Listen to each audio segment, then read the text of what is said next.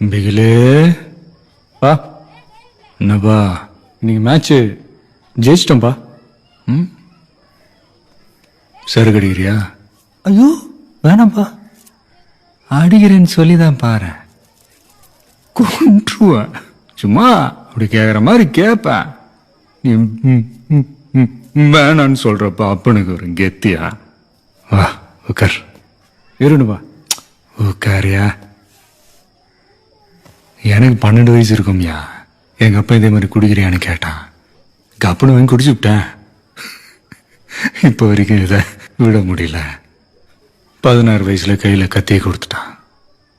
தப்பு பண்றதுக்காக அவனுங்க கத்தி எடுக்கிறானுங்க, தப்பு நடக்காம தடுக்கிறதுக்காக நாம கத்தி எடுக்கிறோம். ஆனா வெளியிலிருந்து பாக்குறவன் கண்ணுக்கு 2 பேரும் ரவுடி பயலுகளா தான் தெரியும்.